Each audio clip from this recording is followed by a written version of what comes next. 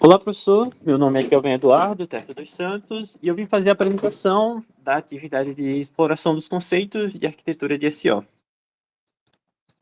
Bom, a máquina virtual foi criada utilizando o software VirtualBox com o sistema operacional Windows 11. E a máquina foi criada a partir das configurações do meu próprio computador, do meu próprio notebook. Então, nós temos 4 GB de memória RAM, 4 processadores virtuais, no caso, né? 128 megabytes de memória de vídeo, disco virtual de aproximadamente 508 gigabytes, TPM de 2.0 já habilitado e o EFI e Security Boot habilitados. E a máquina virtual foi instalada sem aplicações adicionais, mantendo assim apenas os processos padrões de Windows. Ao abrir o gerenciador de tarefas utilizando o Ctrl+Shift mais ESC, foi possível observar os processos em execução tanto na máquina física quanto na virtual, onde na máquina física foram identificados Google Chrome, Radmin VPN, serviços da impressora Epson, Java Update Scheduler, Intel HD Graphics, Runtime Broker, Synaptic Touchpad diversos hosts de serviços do Windows. Acabou que o navegador Chrome apareceu dividido em vários processos diferentes, mas isso é até comum, pois cada aba e extensão funciona separadamente. Isso dentro do Windows, né? Justamente para aumentar a estabilidade e segurança. E além disso, foi observado que o Google Chrome consumia mais memória RAM e o sistema físico apresentava cerca de 71 a 72% de uso de memória. Enquanto isso, a máquina virtual possuía menos aplicações instaladas e menos serviços ativos. Então, assim, de forma geral, eles tinham as mesmas coisas, principalmente os hosts de serviço, mas Admin VPN, Google Chrome, essas coisinhas assim que foram instaladas por fora e os drivers não existiam dentro da máquina virtual.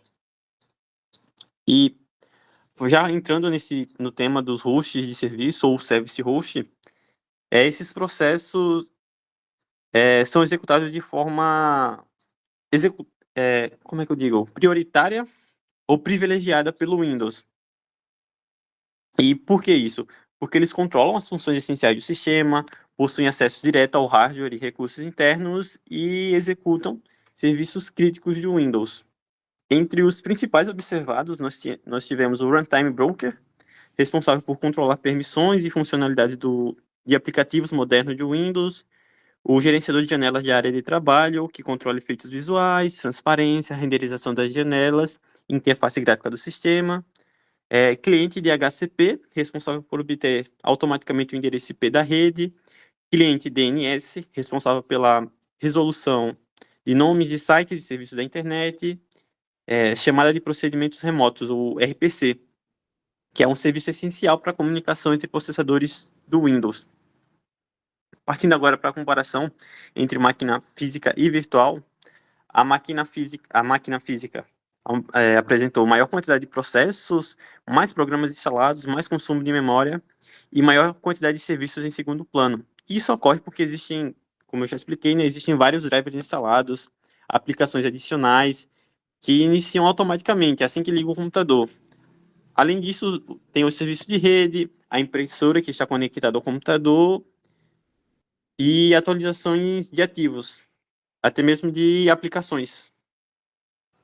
Enquanto isso, a máquina virtual apresentou menos processos ativos, menor consumo de memória, sistema mais limpo e menor quantidade de serviços adicionais. Porém, a virtualização acaba aumentando o uso da CPU devido à divisão de recursos entre host e máquina virtual.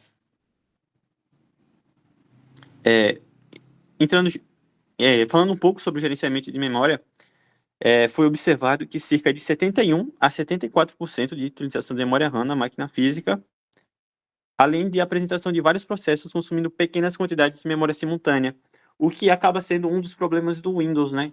Porque ele tem tantos pequenos serviços, tantos pequenos drives, que eles não pegam, sei lá, 10, 15% da sua memória RAM, mas eles vão pegando 1. E aí, 100 de 1% é 100. Né? Se você tem 100 e você tem 100 hosts de serviço aqui, por exemplo, e cada um deles consome 1% da sua memória RAM, vai acabar consumindo todo o seu 100, o que normalmente não acontece, mas é um dos problemas do Windows. Tanto que muita gente faz o boot do Windows para onde eles pegam o Windows e eles vão tirando pequenos serviços, né, para diminuir o consumo de memória do Windows. O pessoal normalmente pega um pendrive, pega um Windows, né, e começa eu esqueci agora o termo, mas é deployar, eu acho, se eu não me engano.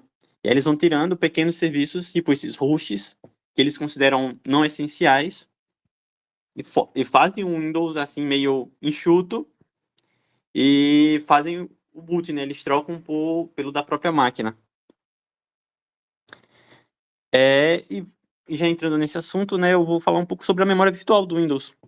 O Windows acaba utilizando memória virtual através do arquivo de paginação chamado pagefile.sys, SYS, onde esse mecanismo funciona da seguinte forma. Quando a RAM começa a ficar cheia, o Windows move temporariamente parte dos dados para o disco, e assim ele consegue evitar travamento por falta de memória.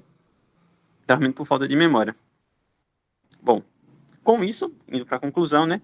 A atividade permitiu compreender como o Windows gerencia processos, memórias e serviços internos, onde a máquina física apresentou maior número de processos, maior consumo de memória, mais serviços ativos, enquanto a máquina virtual apresentou um ambiente mais limpo, menos processos e maior custo de processamento devido à virtualização. Muito obrigado, professor, pela sua atenção.